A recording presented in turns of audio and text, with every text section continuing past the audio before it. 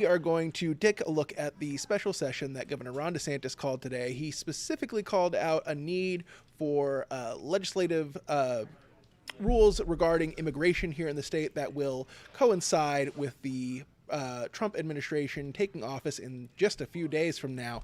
To tell us a little bit more about everything that's going on and everything that's going to be coming up for the state of Florida, we are joined now by News 6 political analyst and UCF historian, Dr. Jim Clark. How are you doing, Doctor?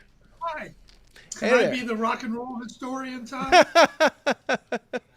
You're the one with the degree, so you tell me. Well, if Samara gets to be rock and roll, I think I should also.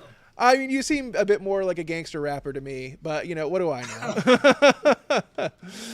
know? Jim, so as I said, the governor announced this special session today, and he said specifically that it wanted to coincide enforcement here in Florida with what the Trump administration is going to be laying out. Obviously, President-elect right now, Trump, has not taken office yet, but he has said that there would be some executive actions on potentially day one. What do we know about what's coming?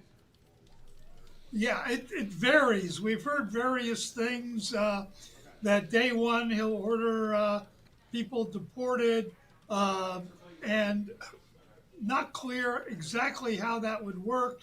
Some people say it'll only be those who have been arrested or have criminal records, or, I think this is going to take a while to sort out.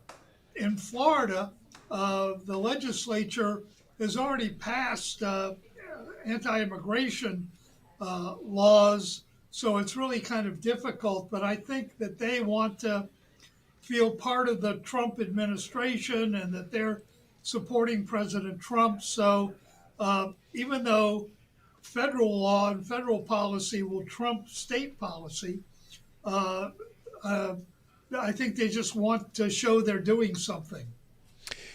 Yeah, it's specifically what Governor DeSantis said. I'm looking at our article right now on clickorlando.com. He said he wants to ensure that people are held accountable for violating anti-sanctuary policies. Famously, a few years ago, Governor DeSantis pushed legislation through that was prevented any sanctuary cities from taking effect here in the state of Florida, although there were none in the state at the time.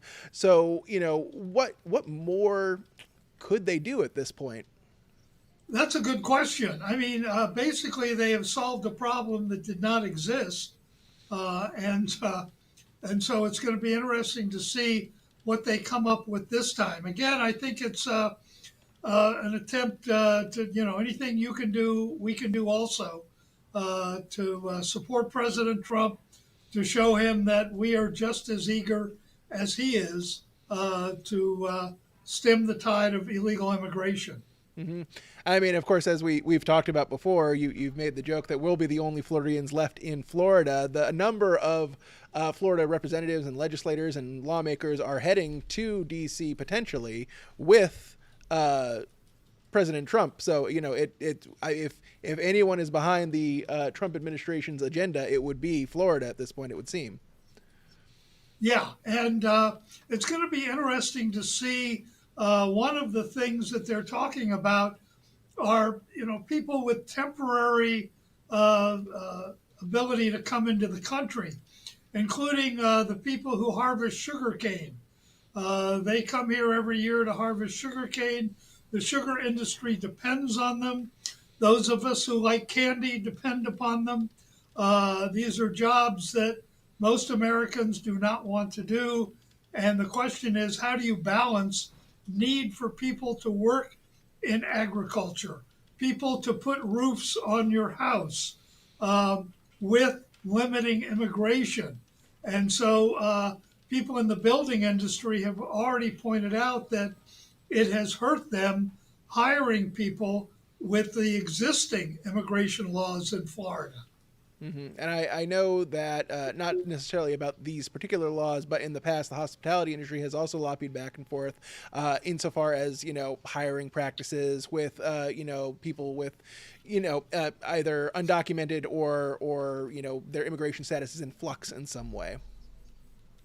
Yeah, what people have done for almost a century now is you apply for a job and you give them a social security number. The employer sends the social security number to Washington, and a few months later, it comes back as fraudulent. Well, if you're only applying for a 60 or a 90-day job cutting sugarcane, you're gone by then. So they have something called E-Verify, Mm-hmm. which gives you an answer right away. But this hurts the agriculture industry. So there's some real balances here between what industry wants and what President Trump wants. Yeah, certainly. And in addition to the immigration policies, those aren't the only topics that will be covered during this special session. The governor is also calling for more hurricane relief funding, as well as addressing some agricultural needs and condo relief. We know that that's been a big problem here since the Surfside collapse in 2021. Now there's these requirements of inspections, which have raised condo fees, which has really put a lot of people out. Boy, out is the right word, Tom. Mm-hmm. And to finish that word, it's out on the street. Um, Thousands and thousands of people are looking at losing their condos. These are people who maybe you bought a condo years ago for $100,000 and you're living on Social Security and maybe a pension, and your condo fees have been $1,000 a month. And now somebody comes along to you and says, hey, you need to come up with $100,000. And people simply do not have it.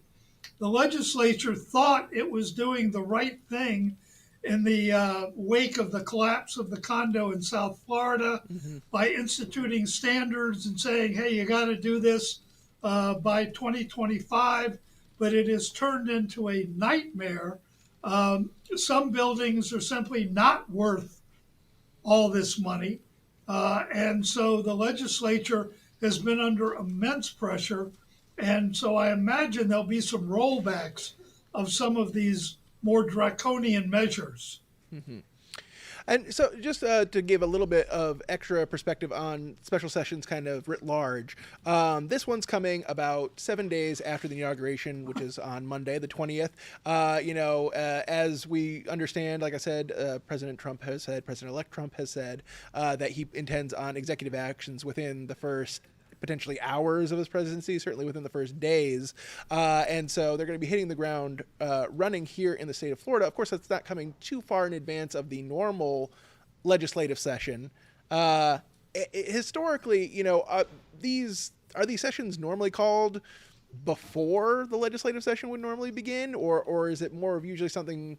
I know, and it's since I've been here over the past couple of years, it's usually something after the fact when the governor has said, you missed an opportunity or you didn't get this done in a timely manner, and so we're calling it back. But this seems unusual.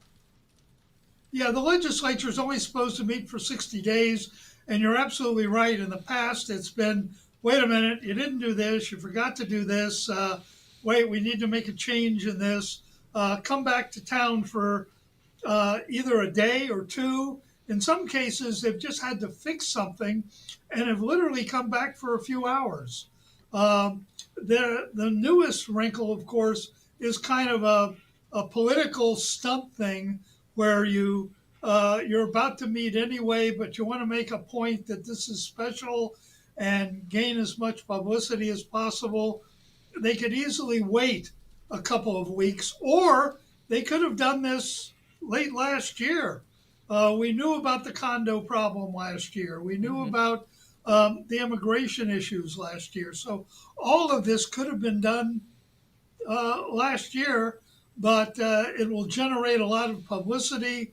And hopefully there will be relief for condo owners, particularly in South Florida. Absolutely. Well, we will have to see what is happening. As I said, it's fast approaching, just 7 days after next week's inauguration. It'll be on the 27th is when it's scheduled to begin, and we'll have to see what develops from there.